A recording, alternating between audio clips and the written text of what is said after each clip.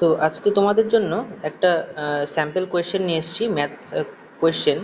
কোয়েশ্চেনগুলো কিন্তু বেশ ইম্পর্টেন্ট এবং বেশ কিন্তু স্ট্যান্ডার্ড। তো কোয়েশ্চেনগুলো একবার একটু দেখে নাও, যাদের পরীক্ষা হয়নি তারা কিন্তু এই কোয়েশ্চেনগুলো করলে অনেকটা উপকৃত হবে। তো ফার্স্ট যে কোয়েশ্চেনটা তোমরা দেখতে পাচ্ছ, যে -15 divided by -5 minus box equal to -1, এই অঙ্কটা কীভাবে করা আছে দেখো। প্রথমে এখানে আগে লিখে নিয়েছি, দেন এখানে যে বক্সের জায়গায় এক্স ধরেছি এবং যে ডিভিশনটা এখানে আছে এই ডিভিশনের জায়গায় আমরা কি করেছি, শুধুমাত্র এখানে দেখো এখানে ডিভিশন করেছি। ডিভিশন করার পরে যে -x লিখেছি, ঠিক আছে। তো এই ডিভিশনটার উত্তর কত এসছে, +3। আর এটা হচ্ছে -x ইকুয়াল টু -1। তাহলে -x ইকুয়াল টু +3টা যদি ওপাশে নিয়ে যায় তাহলে হবে এখানে -3, ঠিক আছে। তাহলে সেক্ষেত্রে এটা -x ইকুয়াল টু -4, তার মানে 4 হচ্ছে আমাদের এখানে আনসার। রম্বসের কর্ণদ্বয় পরস্পরকে ড্যাশ সমদ্বিখণ্ডিত করে, এটা হচ্ছে সমকোণে সমদ্বিখণ্ডিত করে। নেক্সট যে কোয়েশ্চেনটা আছে সেটা হচ্ছে যে সরলরেখায় দুটি ঋণাত্মক পূর্ণ সংখ্যা বিয়োগের ক্ষেত্রে প্রথম সংখ্যার স্থান থেকে ড্যাশ দিকে যেতে হবে। এটা একটা সিম্পল উদাহরণ না দেখালে তোমরা ঠিক বুঝবে না। তো এখানে দেখে নাও, দুটো ঋণাত্মক সংখ্যা, একটা -2 আর একটা -4 ধরে নিয়েছি বিয়োগের ক্ষেত্রে, তার মানে এখানে বিয়োগ করেছি। তার মানে সিম্পল এখানে কি হবে দেখো, এই যে -2 আর এই যে মাইনাস অফ মাইনাস, তার মানে হচ্ছে +4। তাহলে -2 +4 হলো। এখানে সিম্পল সংখ্যা রেখায় বসিয়েছি, কিন্তু সংখ্যা রেখায় বসানোর সময় বা সংখ্যা রেখায় বসানোর প্রথম সংখ্যাটা বসানোর পর বলেছে, তার মানে -2 এখানে দেখো ফার্স্টে বসিয়েছি। দেন এখানে এই যে +4 যে যেতে হবে আমাকে, তাহলে এই -2 থেকে +4 যেতে হবে, মানে +4 স্টেপ যেতে হবে। সেক্ষেত্রে কোন দিকে যাচ্ছি দেখো, ডান দিকে, তাই উত্তর কিন্তু হবে ডান দিকে। নেক্সট রয়েছে ডি এর অঙ্কটা, এটা তোমরা বইতেই পেয়ে যাবে, খুব সুন্দর একটা অঙ্ক। তো এই ভগ্নাংশটা এই ভগ্নাংশের মধ্যে কতবার আছে দেখো। যদি আমি এখানে বলি যে এখানে যে 5, ঠিক আছে, 5 10-এর মধ্যে কতবার আছে, তাহলে কি করবে, ভাগ করবে। সেকেন্ডটাকে দিয়ে প্রথমটা তাহলে ভাগ করতে হবে, ঠিক আছে। ঠিক একই রকমভাবে এই সেকেন্ডটাকে দিয়ে এই যে সেকেন্ডটা আর এই হচ্ছে প্রথমটা দিয়ে ভাগ করেছি। দেখো ভাগ করার সময় এখানে কি হয়েছে, এই যে 1/3 ভাগ 1/4 রয়েছে, এই 1/3 গুণ তাহলে কি হয়ে যাবে, 1/4টা 4-এর 1 হয়ে যাবে। আর নিচের যেটা আছে এটা সিম্পল গুণ হবে, অর্থাৎ 1/12 হবে, ঠিক আছে। এবার 1/12 হওয়ার জন্য এখানে দেখো এইটা গুণ করে কত এসছে, 4/3, ঠিক আছে। আর এইটা সিম্পল যেটা ছিল সেটাই আমরা এখানে বসিয়ে দিয়েছি। তাহলে এখানে কত হবে, এখানে দেখো এই 4/3টা, এই যে 4/3 লিখেছি। আবার দেখো এই যে ভাগ ছিল, ভাগটা গুণ হয়ে এখানে এই যে 1/12 ছিল, 1/12টা দেখো 12/1 হয়ে গেছে।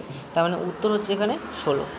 নেক্সট আছে হচ্ছে মান নির্ণয় করো, কিন্তু এটা বলেছে সূচকের সাহায্যে করতে হবে। যদি তোমরা এই সূচকের সাহায্যে না করো তাহলে কিন্তু অঙ্কটা কেটে দিতে পারে। সিম্পল যদি তুমি এখানে কাটাকুটি করে করো তাহলে কিন্তু এখানে হবে না।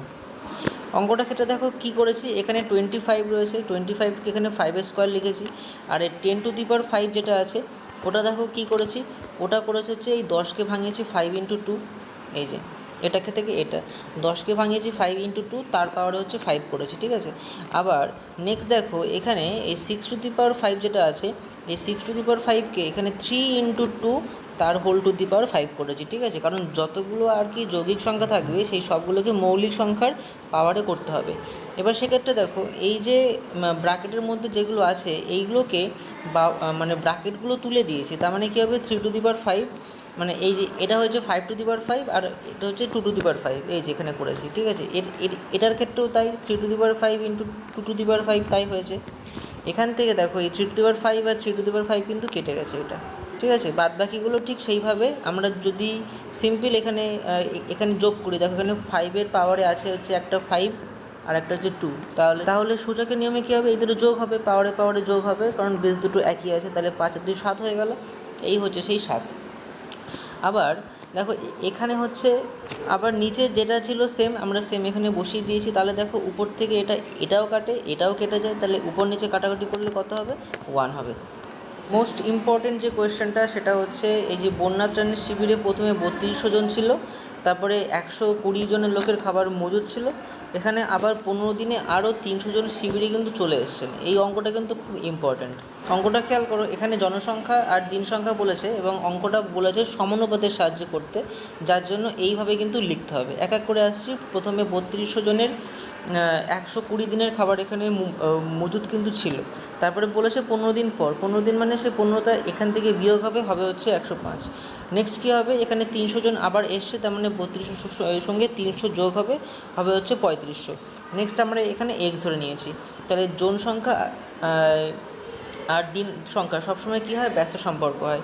ব্যস্ত সম্পর্ক হওয়ার ফলে তোমার এখানে কি হয়েছে, এখানে আমি এখানে নিচ থেকে উপরের দিকে অ্যারো, আর এটা হচ্ছে উপর থেকে নিচের দিকে অ্যারো নিয়েছি। ব্যস্ত সম্পর্ক হলে সেটাই হয়, ঠিক আছে। তো এখান থেকে কি হবে দেখো, এই যে তোমার এই যে আমরা লিখবো হচ্ছে এক্স বাই এই যে 105, এই যে এক্স ইজ টু 105, আর যেহেতু সমানুপাতের নিয়মে করতে বলেছে তার জন্য এখানে করতে হবে এই যে ডাবল ইজ টু, ঠিক আছে, ডাবল ইজ টু। আর এটা করতে হবে হচ্ছে 3200 বাই 3500, এই যে 3200 ইজ টু 3500, ঠিক একই রকম নিয়ম। তারপরে সব কাটাকুটি করে তোমাদের এসছে এখানে এই যে 96, ঠিক আছে, 96 হচ্ছে উত্তর। নেক্সট সি দাগের অঙ্কটা আছে হচ্ছে এইটা, যে এই এর থেকে কত বিয়োগ করলে এই যে বিয়োগফলটা এইটা পাওয়া যাবে, ঠিক আছে। এক্ষেত্রে দেখো বলেছে এর থেকে কত বিয়োগ করলে, তো বিয়োগ জায়গায় আমি জাস্ট এক্স লিখেছি। কারণ এক্স লিখেছি কারণ এখানে এ বি কিছু ধরা যাবে না, কারণ এখানে অলরেডি এ বি দিয়ে অঙ্কগুলো রয়েছে, ঠিক আছে। তো যদি না ধরা যায় সেক্ষেত্রে আমরা কী করবো, মাইনাস এক্স ধরেছি। আমি এখানে কিছুই করিনি, শুধুমাত্র দেখো একটু ভালো করে খেয়াল করে এই মাইনাস এক্সটাকে জাস্ট ডান দিকে নিয়ে গেছি, ঠিক আছে, হয়ে গেছে শুধুমাত্র এক্স। এবং এখানে একটু খেয়াল করে দেখো যে এই যে প্রত্যেকটা জিনিস আছে, এই যে -3a + 7a + 16, এইগুলোকে সব আমরা বাদিকে নিয়ে এসেছি। বাদিকে নিয়ে আসার সঙ্গে সঙ্গে কী হয়েছে, যা সাইন ছিল সব সাইনগুলো চেঞ্জ হয়ে গেছে। এবং সেক্ষেত্রে কী হবে, এবার এ, তারপরে এখান থেকে হচ্ছে এই বি, তারপরে এখান থেকে হচ্ছে এই সংখ্যাগুলো আলাদা করে নিয়েছি। আলাদা করে নেওয়ার পরে জাস্ট এখানে যোগ বিয়োগ করেছি, করার পরে এক্সের মানটা এটা বেরিয়ে গেছে 5a + b - 6। পরের অঙ্কটা ভাগ করতে বলেছে, একদমই সোজা। আমরা এখানে আগে লিখে নিয়েছি যে ভাগটা। এবার এই জিনিসটা যে হরে যেটা আছে আর কি, সেটা কিন্তু প্রত্যেকের হরে এখানে বসবে, ঠিক আছে। প্লাস মাইনাসগুলো এখানে খুব ভালো করে লিখতে হবে। এখানে মাইনাস, এখানে মাইনাস, এই দেখো প্লাস লেখা আছে, তারপরে এই মাইনাসের এই মাইনাসটা, ঠিক আছে, সব কিছু ঠিকঠাক করে লেখা হয়েছে। এবারে সিম্পল তোমাকে করতে হবে এখানে যেটা, সেটা হচ্ছে মানে প্রথমে আগে ভাগ করতে হবে 90/10।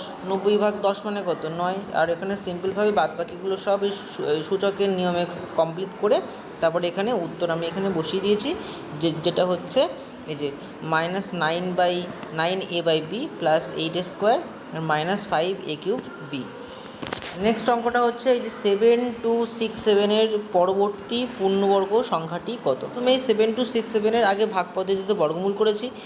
এখান থেকে দেখা যাচ্ছে যে এই যে 42টা কিন্তু এক্সট্রা বেরিয়েছে। তো 42 যদি আমরা এর থেকে মাইনাস করে দিই তাহলে উত্তর আসবে 7255। তো 7255টা কি, 7255টা হচ্ছে 85 বর্গ সংখ্যা, ঠিক আছে। 7255 বলেছে এর পরবর্তী যে সংখ্যাটা সেটা, তাহলে 85-র পরে কত, 85-র পরে হচ্ছে 86, তাহলে 86-র বর্গ সংখ্যা হচ্ছে 7396। এবার তাহলে 7396 হচ্ছে উত্তর হবে, কারণ এখানে আমি এখানে দেখো বার করেছি হচ্ছে ডিস্টেন্সটা কিন্তু বার করেছি। তো ডিস্টেন্সটা বার করার কোনো দরকার নেই, জাস্ট তুমি যদি এখানে 7396টা লেখো, 7396 হচ্ছে এই 7267 পরবর্তী পূর্ণবর্গ সংখ্যা, তাহলে কিন্তু পারফেক্ট হবে। দিয়েছে স্কেল ও পেন্সিল কম্পাসের সাহায্যে 150 ডিগ্রি কোণ অঙ্কন করো। তো অঙ্কনটা খানিকটা এরকম হবে। তো এটা হচ্ছে প্রথম একটা ব্যাসার্ধ নিয়ে এটা কাটতে হবে, দেন একই ব্যাসার্ধ নিয়ে এটা, ঠিক আছে, দেন এখানে বসিয়ে সেই একই ব্যাসার্ধ নিয়ে এটা, দেন এইখানটায় বসিয়ে, কোথায় বলো তো, ঠিক এই জায়গাটায় পয়েন্টারটা বসিয়ে আমরা কেটেছি হচ্ছে একটা এটা, আর একটা এইখানে পয়েন্টারটা বসিয়ে আমরা কেটেছি এইখানে, দেন এখান থেকে সোজা হয়ে গেছে, এটা হচ্ছে আমাদের 150 ডিগ্রি।